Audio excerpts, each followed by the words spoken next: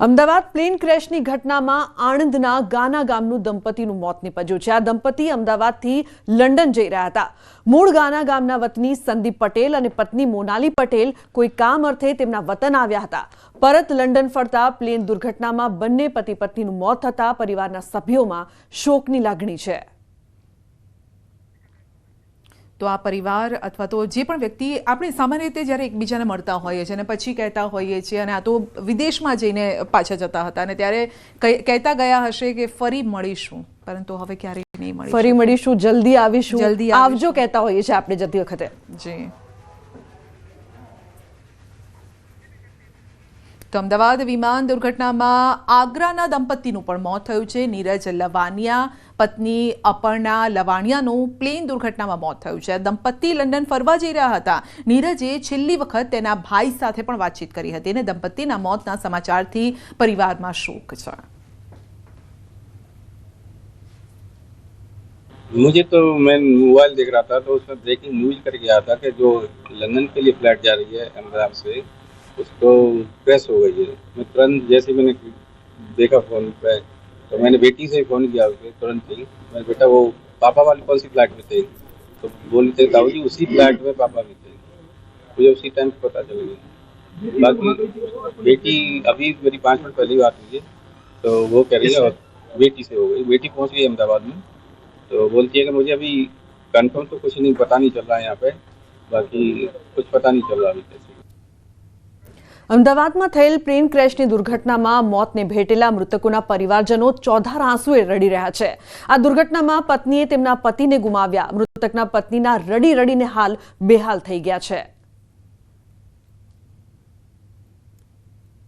આપ જોઈ શકો છો કે એક મહિલા છે કે જે ખૂબ રડી રહી છે, ખૂબ આક્રંદ કરી રહી છે અને ખબર નહીં શું થયું છે તેની સાથે। કોણ છે આ રાજ એ પણ નથી ખબર। કોણ છે રાજ? કોને માટે? હસબન્ડ છે। બેન તમે છે શાંતિ રાખો, તમે હિંમત રાખો બેન, હિંમત રાખો।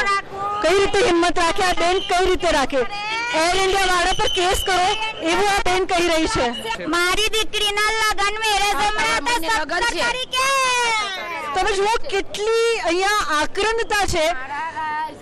રાજ અને એમની દીકરીના લગ્ન હતા 17 તારીખે, એમની માતાનું નિધન થઈ ગયું એટલા માટે તે અહીંયા આવ્યા હતા। લંડનમાં આ પરિવાર રહે છે। તો અમદાવાદમાં બનેલ પ્લેન ક્રેશની ઘટનામાં 268 લોકોએ જીવ ગુમાવ્યો છે અને આ પ્લેન મેઘાણીનગરમાં બીજે મેડિકલ કોલેજ પર પડ્યો હતો અને જેમાં કેટલાક લોકો ઇજાગ્રસ્ત થયા હતા। આ દુર્ઘટનામાં ઘાયલ થયેલ લોકોએ પોતાની સાથે બનેલ ઘટના અંગે જણાવ્યું, આપવીતી વ્યક્ત કરી। ડોક્ટર માટે રસોઈ બનાવતા રાગિણીબેન તેમજ શ્રવણ નામનો યુવક કે જે કોલેજના કેન્ટીનમાં ભોજન કરી રહ્યો હતો તેણે પોતાની આપવીતી જણાવી। क्या काम करती हैं आप? मैं डॉक्टरों का खाना बनाती हूँ। जी, और एग्जैक्टली क्या सुना था आपने? एग्जैक्टली क्या हुआ था उस वक्त? एकदम जोर से धमाका हुआ था। जी, और उसके बाद फिर कहाँ चोट लगी है आपको? अभी फिलहाल क्या स्थिति है? मैं भाग के जा रही थी ना, मैं सीढ़ियों में से गिर गई, जी, इसलिए मुझे यहाँ पे लगा। आपने उस वक्त क्या हुआ? बच्चों को देखा? वहाँ क्या परिस्थिति थी? कुछ देखा? कुछ भी दिखाई नहीं दे रहा था। जी, जलन हो रहा था, श्वास लेने में तकलीफ हो रही थी।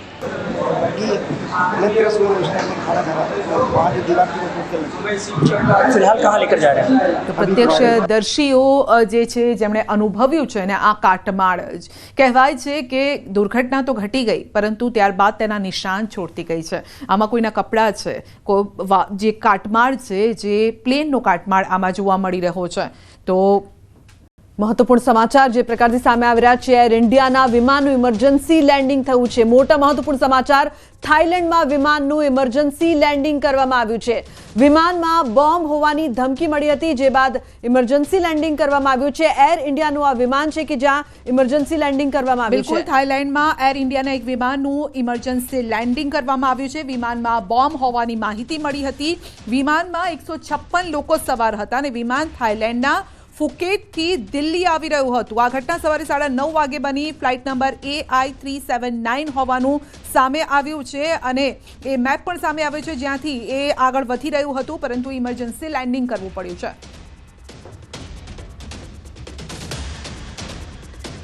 તો અમદાવાદમાં થયેલ પ્લેન દુર્ઘટનામાં લંડન ખાતે રહેતા અને મૂળ બોટાદના દંપતીએ જીવ ગુમાવ્યો છે. ગઢડા તાલુકાના અડતાળા ગામના દંપતીની થોડા સમય પહેલા જ સગાઈ થઈ હતી. તેઓ ધાર્મિક પ્રસંગમાં હાજરી આપવા માટે લંડનથી આવ્યા હતા અને અમદાવાદ એરપોર્ટથી તેઓ લંડન પરત જઈ રહ્યા હતા. આ સમાચાર સાંભળતા જ તેમના પરિવાર પર દુઃખનો પહાડ તૂટી પડ્યો છે તેમજ આખા ગામમાં શોકનો માહોલ જોવા મળી રહ્યો છે.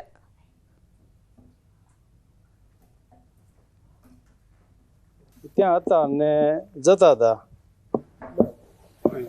સમાચાર પોણા મેં ફોન કર્યો 12:45 કીધું પહોંચી ગયા તારે ગયા. અમે પ્લેનમાં બેસી ગયા, પછી કોઈ વાત નથી.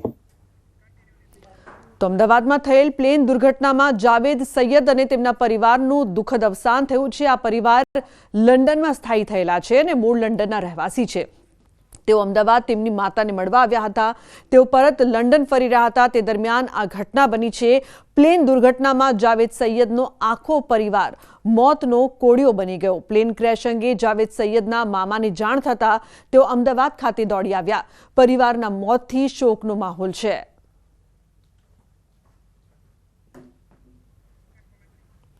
તો જે પ્રકારથી આખો પરિવાર છે મોતનો કોળિયો બન્યો છે અને હાલ જે પરિવારમાં આક્રંદનો શોકનો માહોલ છે. પ્લેન દુર્ઘટનામાં આખો પરિવાર છે તે હોમાયો છે. જાવેદ સૈયદ અને તેમના પરિવારનું દુઃખદ અવસાન થયું છે.